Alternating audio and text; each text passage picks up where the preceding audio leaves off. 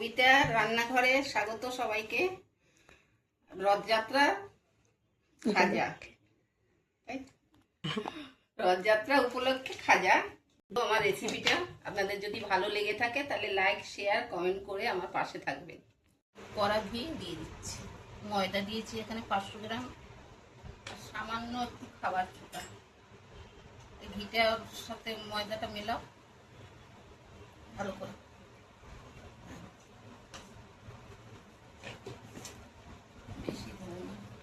এখন 10 মিনিটের জন্য ঢেকে রেখে দেবো। কেটে নিয়েছি, এবার বেলে নেবো, কর্নফ্লাওয়ার দিয়ে বেলে নেবো। সিজাটা পরে করছি, চিনি কর্নফ্লাওয়ার দিয়েই করবেন। অ্যারারুট বা কর্নফ্লাওয়ার বা ময়দা বা চালের গুঁড়ো দিয়ে করতে যাবেন না, তাহলে কিন্তু খাজাটা ভালো হবে না। হ্যাঁ,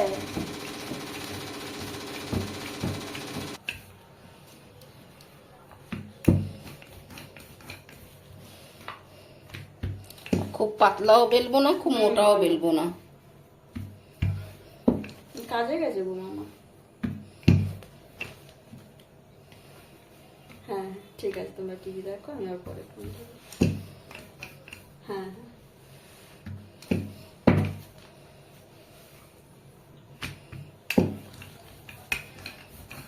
হ্যালো।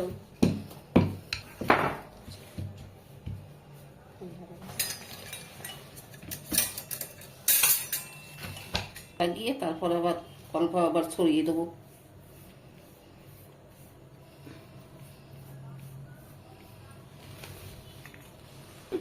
খাজা করছি, খাজা খাজা এই এরকম করে আমি এক এক করে এরকম বেলে রাখবো।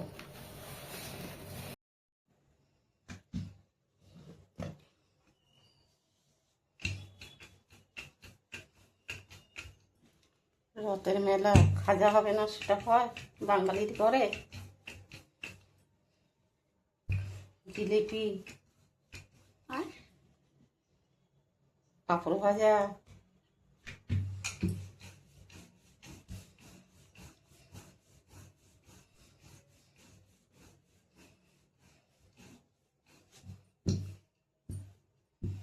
আমাদের প্রতি বছর এখানে বসে, এবার বসে কেন কে জানে।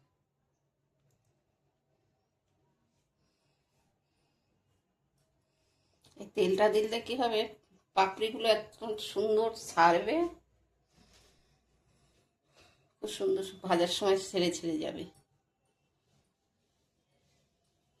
আর কর্নফ্লাওয়ার দিচ্ছ কেন? ওইটা না দিলে তো হবে না, এটা দিয়ে ওই পাপড়িগুলো মুচমুচে হবে। সবগুলো বেলে নিলাম, এবার আমি কেটে এ করে নেবো।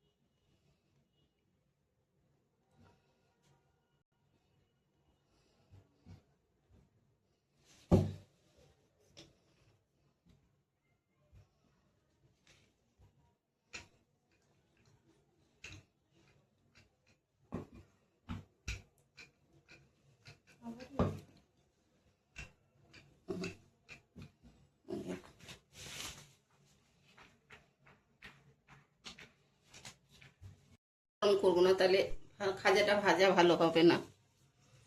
এবার এক এক করে আমি ছেড়ে দেবো,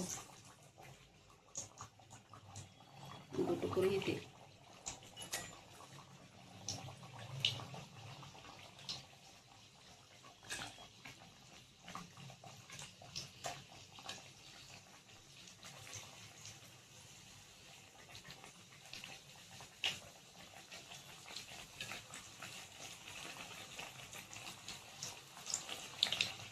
দেখুন কি সুন্দর ফুলে উঠেছে, সব ছেড়ে যাচ্ছে পাটে পাটে পাটে পাটে। চিনের শিরা যখন ঢোকানো হবে আরো দুর্দান্ত লাগবে।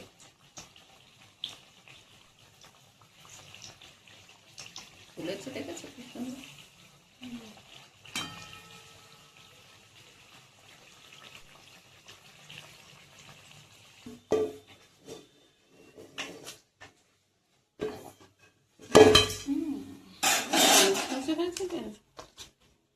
জামা খুলে গেল।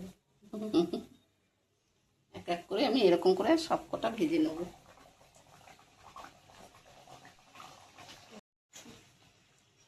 আমি চিনির শিরা করবো বলে জল দিয়ে দিচ্ছি।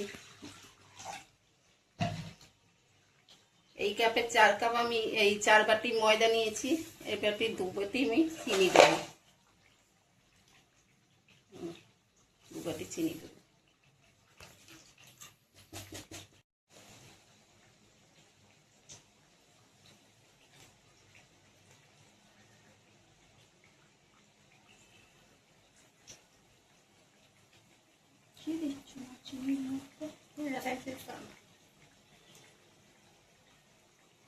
ভালো করে গন্ধটা দারুণ আসবে।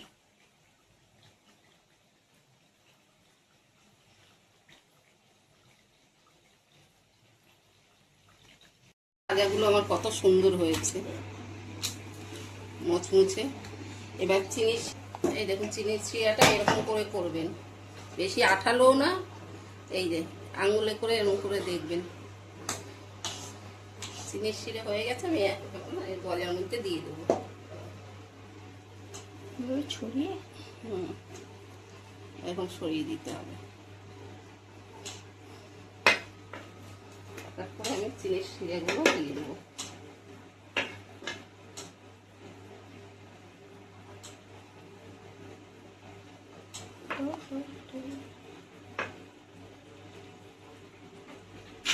আর এটা গরম জমে যাবে, গরম গরম না দিলে জমে যাবে, গরম গরম দিলে এর মধ্যে ঢুকবে, সুন্দর লাগবে ও খেতে।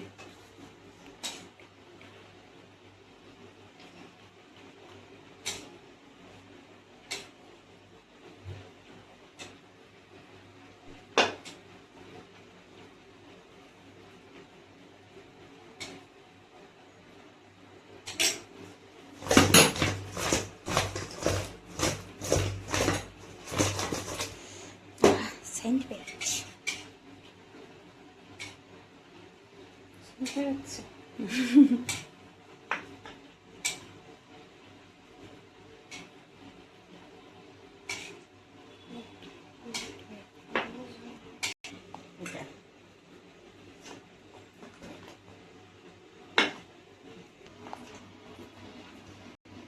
কত সুন্দর লাগছে।